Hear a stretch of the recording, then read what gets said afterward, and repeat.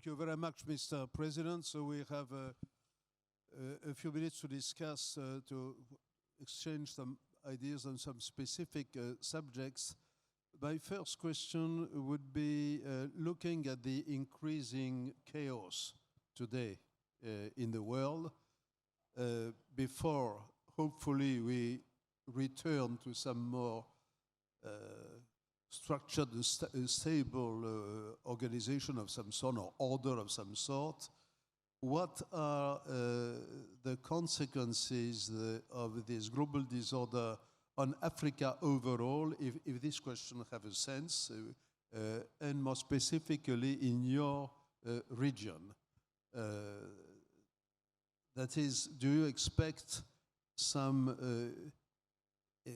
increasing problems, well, in Africa, generally speaking, and particularly in your region? Of course, in the back of my mind, I am thinking of the attempts or apparent attempts from President Trump to solve the conflict between the Democratic Republic of Congo and Rwanda, but also maybe wider issues. Well, looking at the global order, one can only say there is a lot to be done to go back to some kind of order that there has been for the last decades, maybe 4 or 5 decades. But even then, when we have assumed that the global order has been, in a sense, stable, there are many things that needed to change in order to make it more stable, reach more parts of the world, and therefore more people. It was, I would say, work in progress. But at the same time, what we have today, what we see, is something maybe many people here, all of us, saw coming over time. There have always been inequalities, there have always been points of conflict, there have always been, for example, if you look at the global north versus the global south, it has always been taken for granted that what happens in the global south will always be dependent on and determined by the global north. Even if there have been challenges and people have raised those points that needed to be looked at, still it is like established that things must remain like that. And it involves a lot of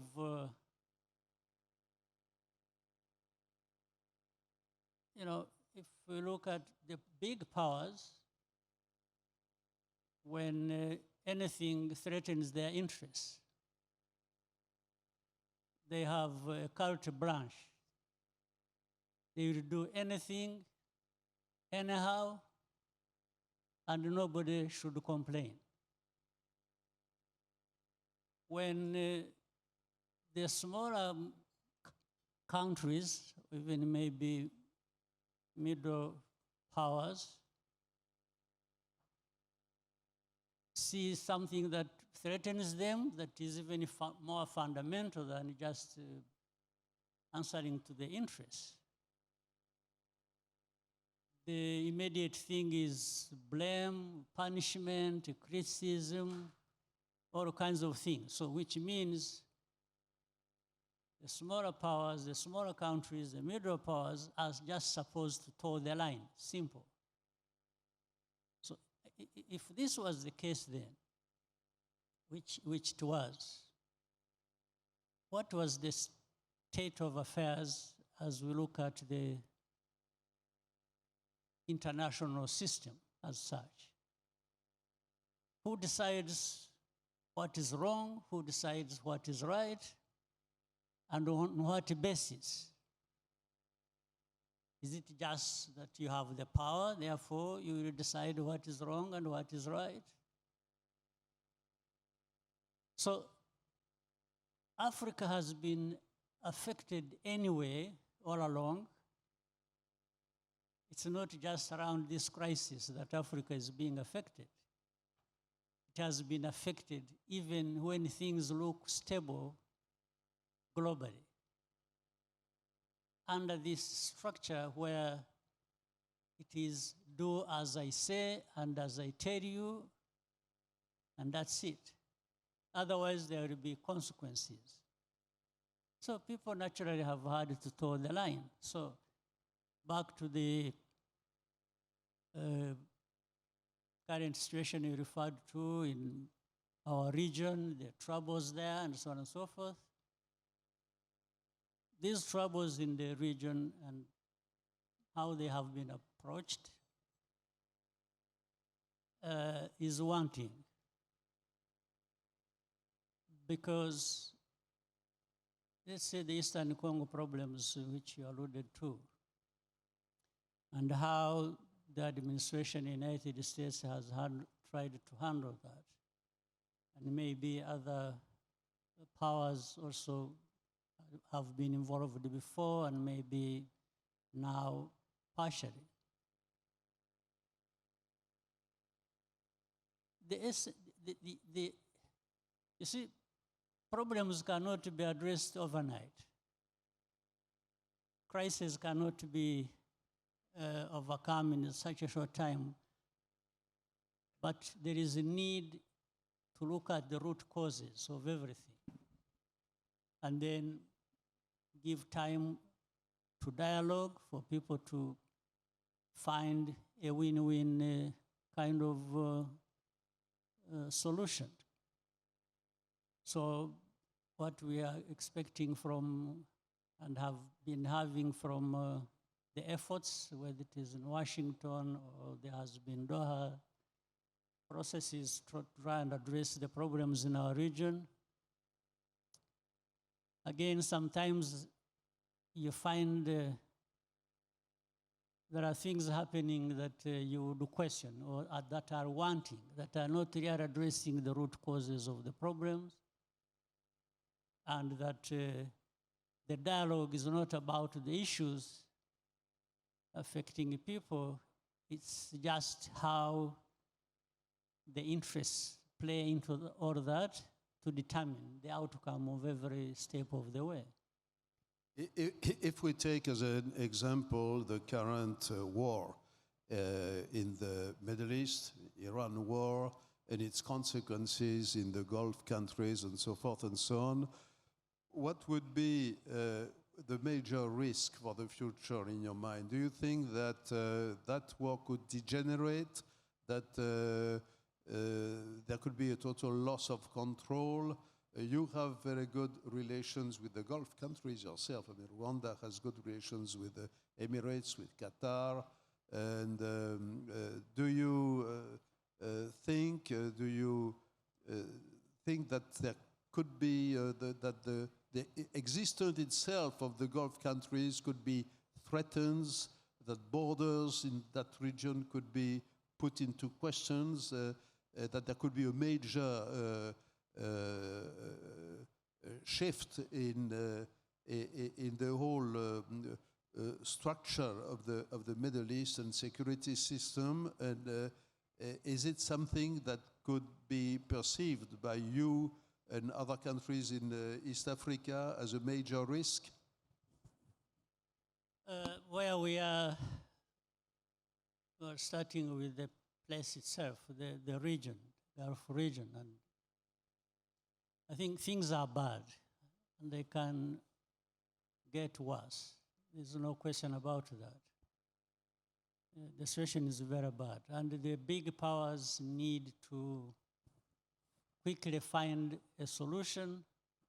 Otherwise, it generates into a bigger problem for the whole world. There's no question about it. You can see the oil prices, the crisis around that, originating from that, the fertilizer, the food prices, and affecting millions, hundreds of millions of people, and that will cascade into many other things and regions. There's no question about that. There is that potential of things getting worse, and for everybody. So it's not going to remain confined in that region. The region is already suffering, of course, and then with that, what is expected, what the whole supply chain of things that people expect originating from there are being, things are being crippled and with the clear consequences. So something needs to be done. But we can look to the big powers to say, do something about it. Otherwise, a small country like mine or Africa itself doesn't have much say here in this, other than having to pay a very huge price for what is happening from there. So I will end this conversation by asking you two questions, but two related, inseparable questions about the so-called West. You know, the number one question is, in your judgment, because these matters are matters of judgment above all. You cannot make specific predictions, but do you think that the Trump phenomenon is a historical accident, or do you think that it will change in a significant and lasting way the governance of the United States and the way it looks at its role in the world? And the second question is about Europe, because I think that if we agree that the future of Europe depends very much on the future of the United States itself, and if the Trump phenomenon will have lasting effects, not only for 1, 2, 3, 4, 5 years, but for 20 years maybe, that changes a lot the conception that we might have of Europe. And in that case, how do you see the future of Europe, of the European Union? And in your judgment, what should be, even in that case, the role of the European Union vis-à-vis Africa in general? Do you think the Europeans could play a significant role, a positive in your judgment, and to contribute to stabilize also at least the African geopolitics? Well, I'll talk more about the West than Trump. I think the West is what has produced whoever you want to name to emerge, to be where. So, but the West, I think, has taken things for granted, in my view. Taken things for granted that they know everything, they have everything, they can decide on everything, and the others who are not from the West don't matter. They will just anyway toe the line, and that's it. So what is happening in the West today, producing any leader that is there or that will come in the future,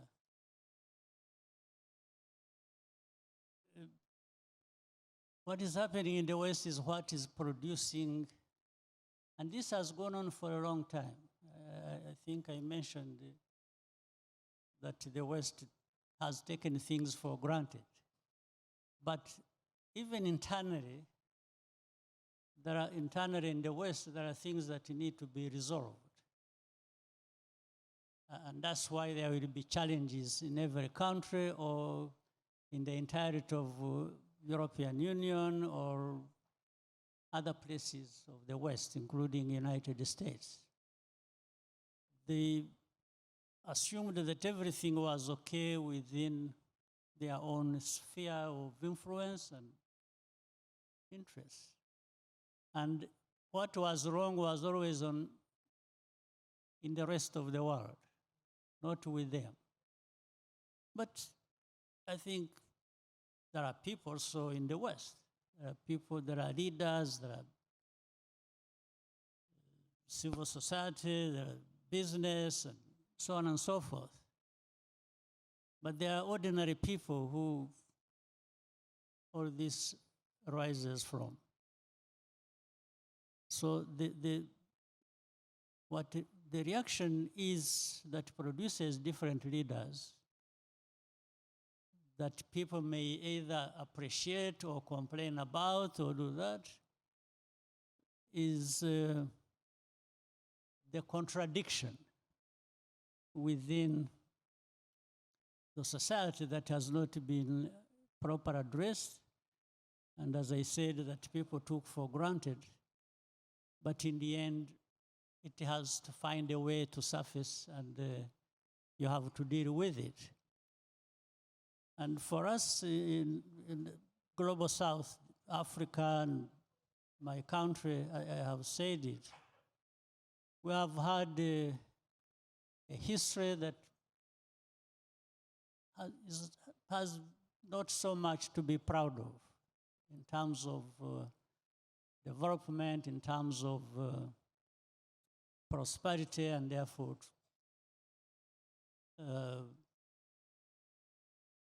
the stability.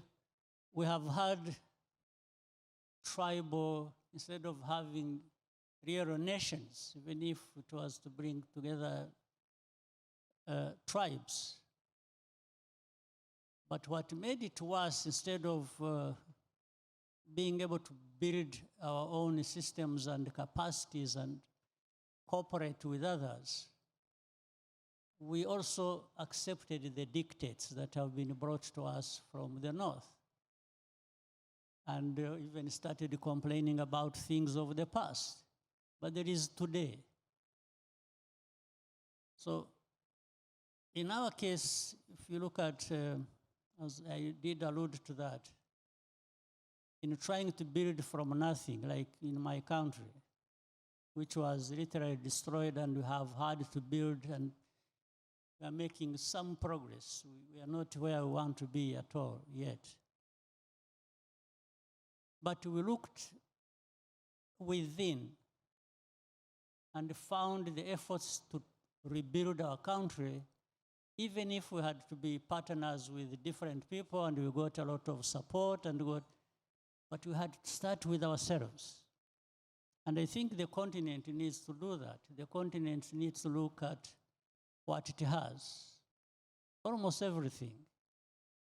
The people, the other resources, and the good cultures that can be drawn from a lot of knowledge and practices that make people proud of who they are. So we don't do that. We tend to look at, somewhere else. And then we find these powers also who want to impress upon us that we really don't have much, we don't mean much, we can only survive because of them.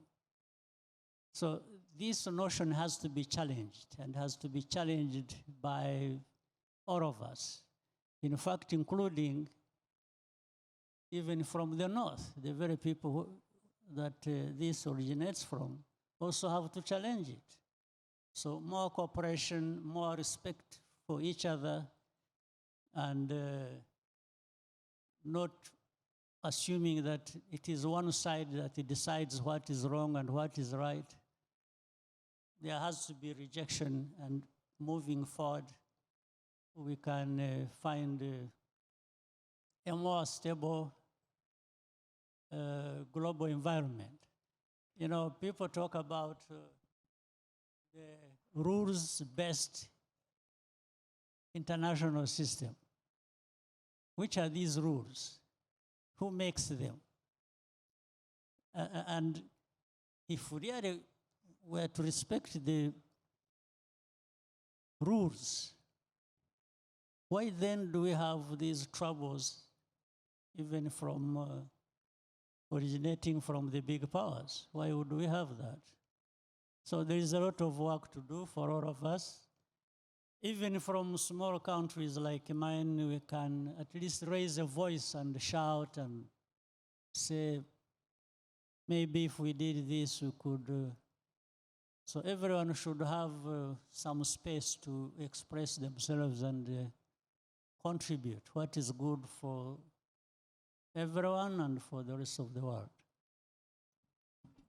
Mr. President, thank you very much. I think it's time now for everyone to eat a little bit. By the way, we started to work this morning at 8:30, and even though many of our friends told me that we have not worked enough, but nevertheless, I think it is reasonable to wind up now. I would like to thank you for your words of wisdom, actually, because there are important things that have to be said and repeated and explained. Thank you very much. And I would recommend everyone here in this room who sometimes speak or comment about Rwanda, I would like to ask all of them to follow my example and to visit Rwanda. I can tell you You're it's welcome. a fascinating event. Absolutely welcome. Thank you. Thank you.